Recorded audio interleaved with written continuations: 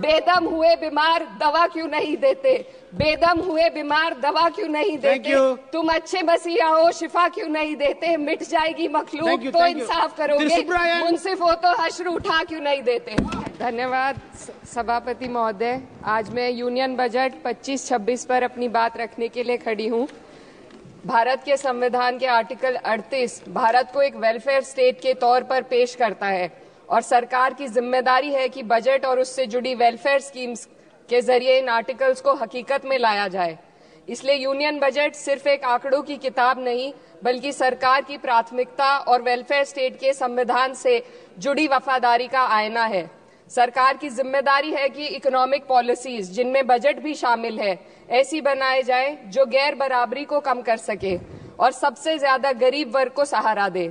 Budget वो lifeline है जिससे शिक्षा, स्वास्थ्य, पेयजल, social security, SC, ST, minority, गरीबों की भलाई के लिए स्कीमें चलाई जाती है। मगर ये बजट को देखकर महसूस होता है कि ये भविष्य के निर्माण से ज्यादा हेडलाइन बटोरने का एक दस्तावेज है।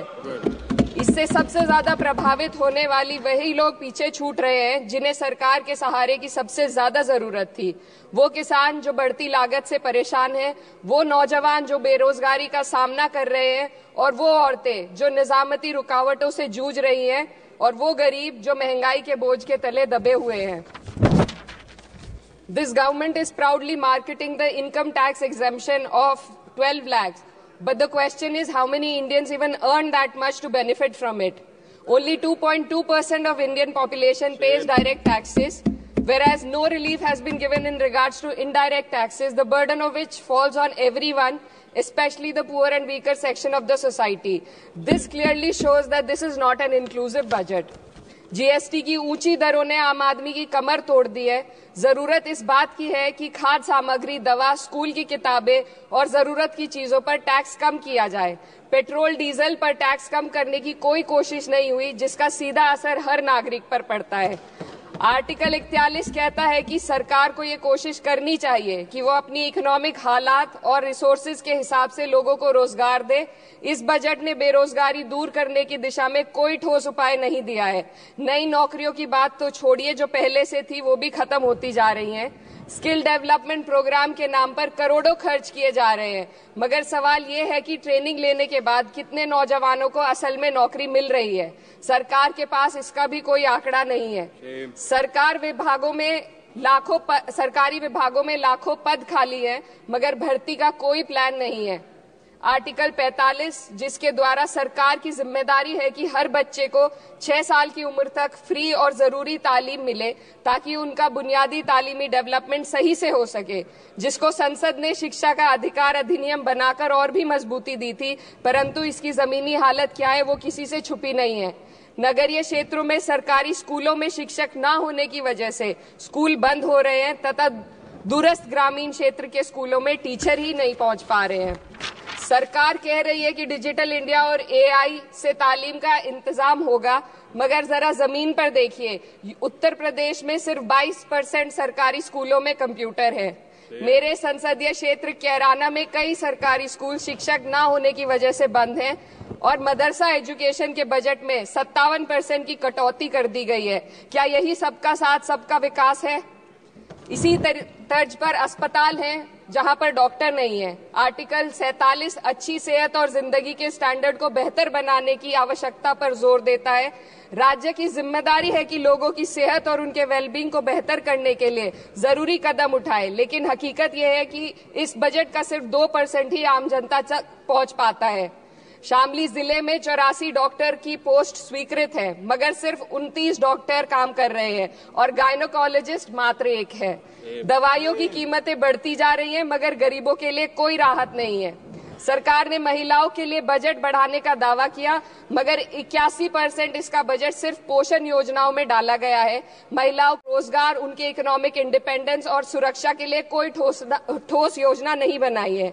बेटी बचाओ बेटी पढ़ाओ का बजट घटा दिया गया, जिससे साफ है कि ये सिर्फ नारेबाजी थी और कुछ नहीं। किसानों की बदहाली हम सबके सामने है, लगातार चलती आ रही है। 2016 में कहा गया था कि 2022 तक किसानों की आमदनी दोगुनी होगी, मगर 2025 आ गया और एमएसपी पर कोई ठोस गारंटी आज भी दी नहीं गई है।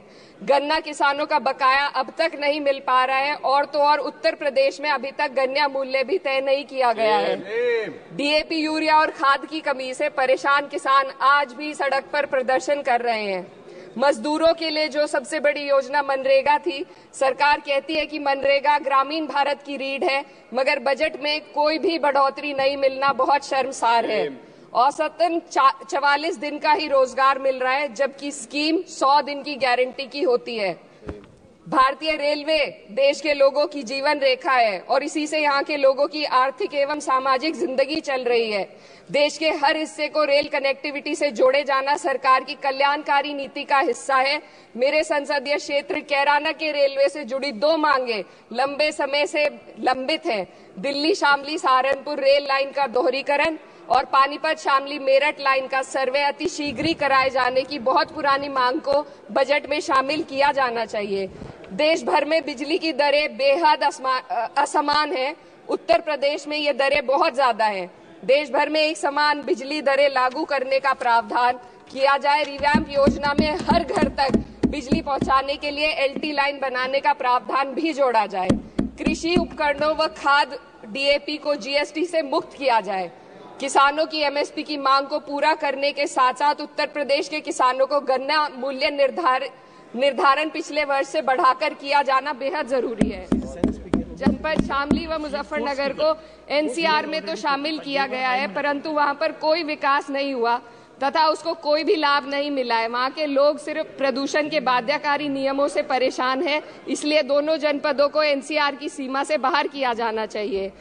मेरे संसदीय क्षेत्र में मैं कुछ चीजें बजट स्पीच में ऐड करना चाहती हूँ। एक, ट्रॉमा सेंटर और जिला अस्पताल के अपग्रेडेशन की भी मांग है। जनपद शामली और सहारनपुर में एक महिला डिग्री कॉलेज खोला जाए। कैराना में जस्ट कंक्लूडिंग, यमुना नदी के घाट पर सौंदर्य कार्य का भी कार्य जोड़ा जाए।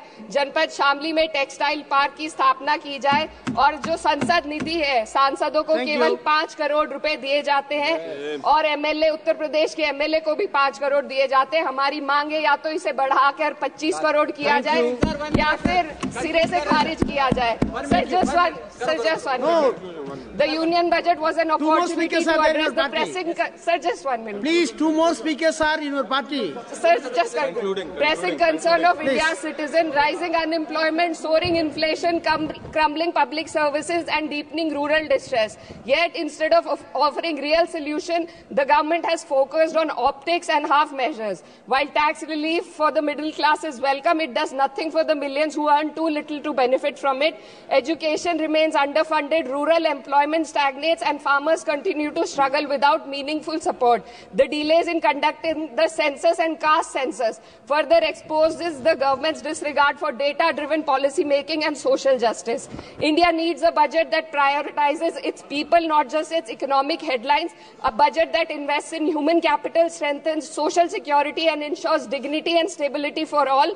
But what we have instead is another missed opportunity, one that fails the poor, the youth, the farmers and the women of this country. Budget प्रस्ताव पर अपने विरोध को मैं 2 पंक्तियों में आपके सामने रखना चाहूंगी। हुए बीमार दवा क्यों नहीं देते, बेदम हुए बीमार दवा क्यों नहीं देते, तुम अच्छे मसीहा हो शिफा क्यों नहीं देते, मिट जाएगी मखलूक तो इंसाफ करोगे, मुंसिफ हो तो हश्र उठा क्यों नहीं देते।